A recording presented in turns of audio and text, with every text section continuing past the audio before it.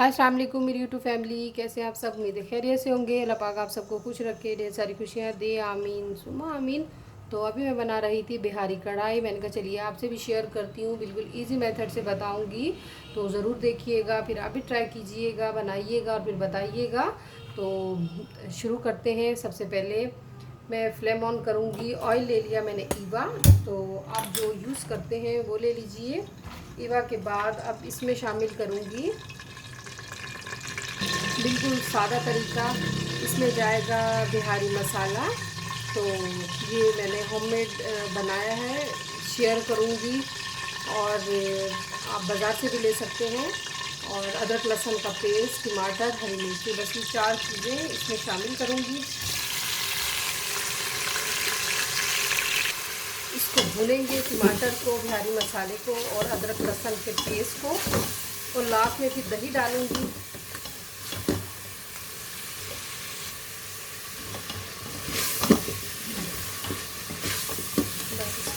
के बाद अदरक लहसुन जब भुन जाएगा तो इसमें मीट शामिल कर देंगे, मटन का गोश्त। भुनाई पे आता है तो थोड़ा सा इसमें पानी शामिल करूँगी ताकि लगे नहीं मसाला। पहले मैंने थोड़ा सा बॉईल कर लिया मीट को, वो इसलिए कि इसमें जो फैट होती है एक्स्ट्रा वो निकल जाती है। और फ्रीज़ किया हुआ मीट होता है तो उसमें भी जो फ्रिज में फ्रीज़ हुई हुई होती हैं सब कुछ, वो बॉयल के ज़रिए निकल जाती है। बॉयल करने से आप लोग भी अगर बॉयल करेंगे तो फ़ायदा ही है। फ्रिज के जो बैक्टीरिया होते हैं वो ज़ाइल हो जाते हैं बॉईल करने से, फैट भी निकल जाती है।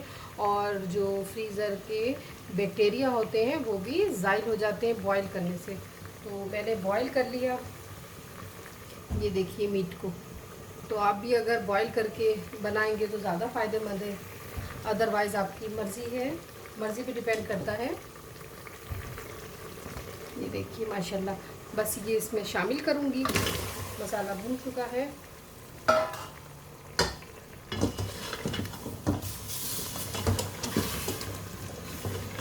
आँच को ज़रा तेज़ करके इसको मसाले के साथ भूनूंगी। बहुत मज़े का बनता है बिहारी मसाले में।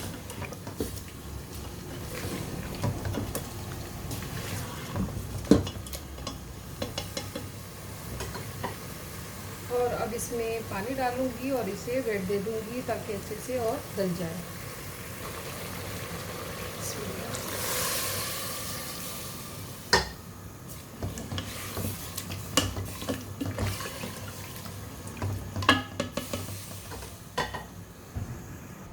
चलिए इसे बैठ देती हूँ मैं। और बस कुकर का टाइमिंग का ख्याल रखते हैं, तकरीबन मैं इसे 10 से 15 मिनट दूंगी ताकि अच्छे से गल जाए। और इसकी बेल्ट का ख्याल रखते हैं, अगर ख़राब होती है तो फ़ौरन से चेंज करते हैं क्योंकि फिर कुकर फटने का अंदेशा होता है। बस इसे दबा देंगे ताकि अच्छे से ये लॉक हो जाए बस। और इसे मैं छोड़ दूँगी 15 मिनट के लिए। मैंने इसमें प्याज नहीं डाली क्योंकि मैं इसे भुना भुना सा बनाऊँगी। तो चलिए अभी पक जाए तो मैं दिखाती हूँ आपको।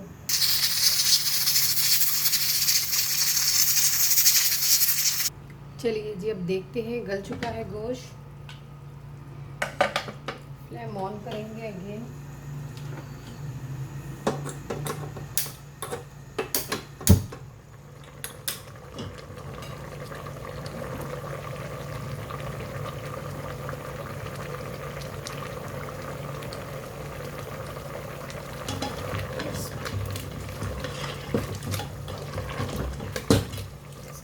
फ्राई करूँगी और अब इसमें शामिल करूँगी दही।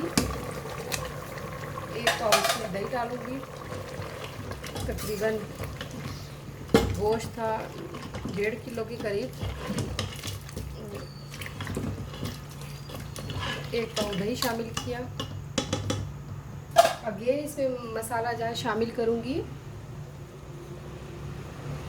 मैं थोड़ी मिर्चें तेज़ लेती हूँ, तीखी, तो इसमें बना लूँगी गरम मसाला और लाल मिर्चें और काली मिर्चें।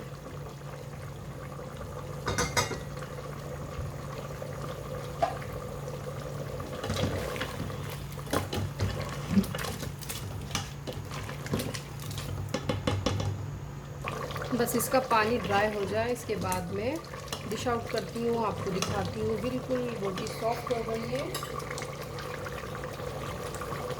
ये देखिए।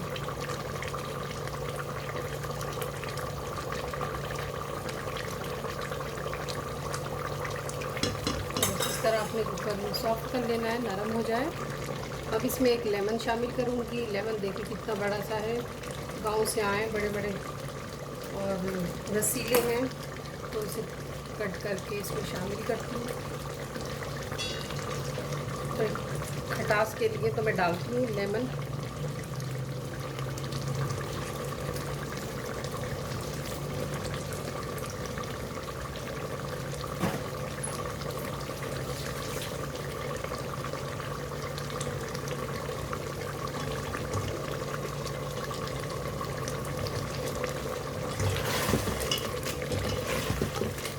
थोड़ा सा मैंने ऑयल भी इसमें शामिल करा है।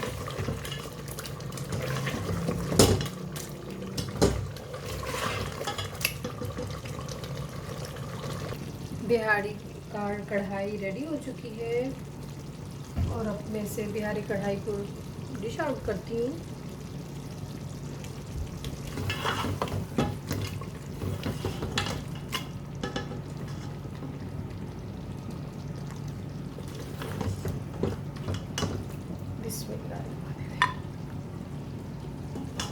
बहुत प्यारी खुशबू आ रही है, बहुत टेस्टी बनी है। काश मैं आप लोगों को खिला सकती।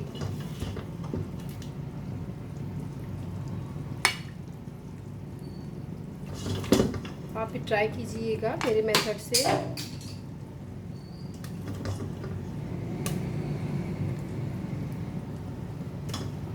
ये देखिए जी, माशाल्लाह। उम्मीद है आपको मेरी रेसिपी पसंद आई होगी। अपना ढेर सारा ख्याल रखिएगा, मुझे अपनी दुआ में याद रखिएगा। अल्लाह हाफिज़।